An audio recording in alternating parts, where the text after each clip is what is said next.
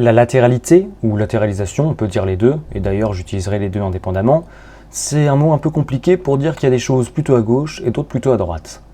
C'est un terme que l'on utilise principalement en anatomie pour parler de la position ou du fonctionnement de certains organes. Par exemple, chez l'être humain, le cœur et la rate sont généralement situés à gauche, alors que le foie est plutôt à droite. Je me suis demandé pourquoi le cœur était à gauche. C'est vrai que c'est quelque chose qu'on a globalement plutôt bien admis et qu'on n'a jamais eu à trop questionner ça. Bon, le problème c'est que j'ai un peu compris mais pas trop. Je me suis retrouvé face à des phrases comme « Les cils primaires sont des protrusions de membranes plasmiques construites sur un squelette de microtubules ancrés sur un centriole basal. Les cils sont isolés du cytosol par un filtre. » Alors voilà ce que j'ai à peu près compris. L'embryon humain est symétrique pendant ses 2 premières semaines, en fait c'est une toute petite boule, mais à partir de la 3e semaine de développement, dans un endroit qu'on appelle le nœud, il y a des cellules avec des cils qui se mettent à tourner dans le sens horaire. Cela crée un courant qu'on appelle le flux nodal qui va se propager vers la gauche et c'est là que je suis perdu. Il y a des gènes qui font des trucs de gènes et à la fin l'embryon a une gauche et une droite. Sauf que parfois ça ne se passe pas comme ça. Parfois les cils en question ne tournent pas, ou alors ils tournent dans le mauvais sens et le placement des organes est différent. On appelle cela une hétérotaxie et ça touche 1 à 9 personnes sur 100 000. C'est un terme assez vaste qui regroupe plein d'anomalies, comme par exemple le situs inversus, où tous les organes sont inversés en miroir. Comme tout est dans l'autre sens, c'est pas très grave, et généralement les personnes qui ont un situs inversus ne s'en rendent même pas compte. Et puis un jour, elles font par exemple une crise d'appendicite, mais ça leur fait mal à gauche, alors les médecins ne se rendent pas compte que c'est une crise d'appendicite. Enfin, vous connaissez Enrique Iglesias ? Voilà, Enrique Iglesias a un situs inversus, et on s'en fiche un peu. Ça a visiblement pas changé grand-chose à sa vie, ni à la nôtre. En revanche, les personnes atteintes de situs ambigus ont plus de soucis à se faire. Chez elles, ce ne sont que 1 ou plusieurs organes qui sont inversés, pas tous. Par exemple, si la position du cœur est inversée mais pas celle des poumons, c'est assez problématique puisque le poumon droit a 3 lobes alors que le gauche n'en a que 2, justement pour laisser un peu de place au cœur. Dans le cas d'un situs ambigus du cœur, ça fait beaucoup de choses à droite. Bon, tout ça, ça se passe à l'intérieur de notre corps, donc on ne le voit pas trop. De l'extérieur, à part le testicule gauche qui est un peu plus gros chez le mâle, il n'y a pas beaucoup de différence apparente entre la gauche et la droite. Chez d'autres espèces d'animaux, cependant, c'est pas pareil. Quelques exemples en vrac. La défense du narval est toujours sa canine supérieure gauche. Le crabe violoniste mâle a une pince beaucoup plus grosse que l'autre, mais pour le coup, c'est des fois la gauche et des fois la droite. Le dahu a 2 pattes latérales plus courtes que les 2 autres afin de bien se tenir dans les pentes montagneuses. Ou la voiture qui, selon sa répartition géographique, a le volant plutôt à gauche ou plutôt à droite. Mais revenons aux humains. Le cerveau, lui aussi, est latéralisé. On a tous entendu ces histoires de cerveau gauche qui aime les maths et de cerveau droit qui aime l'art. D'ailleurs, regardez, il y a plus d'artistes gauchers, et comme l'hémisphère droit contrôle les membres gauches, c'est bien la preuve que c'est comme ça. Alors évidemment, tout n'est pas aussi simple.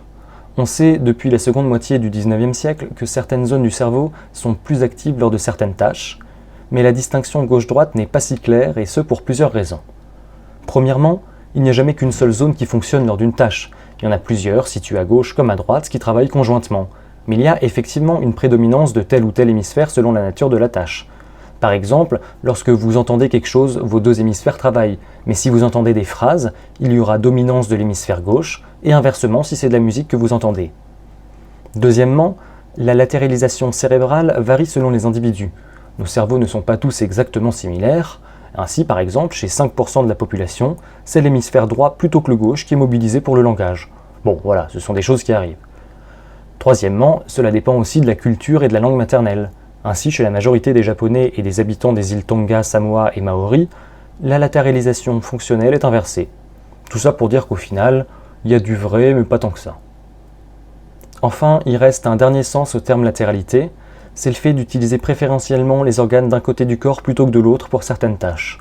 Ainsi, nous avons tous un pied plus fort que l'autre, notre pied d'appui, mais également un œil qu'on appelle œil directeur. Alors voilà, je ne sais pas si c'est lié, moi je suis très myope, mais un tout petit peu moins myope de mon œil directeur, voilà.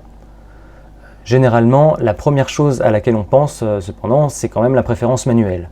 Et le plus incroyable, c'est qu'on ne sait pas réellement pourquoi il y a des droitiers et des gauchers.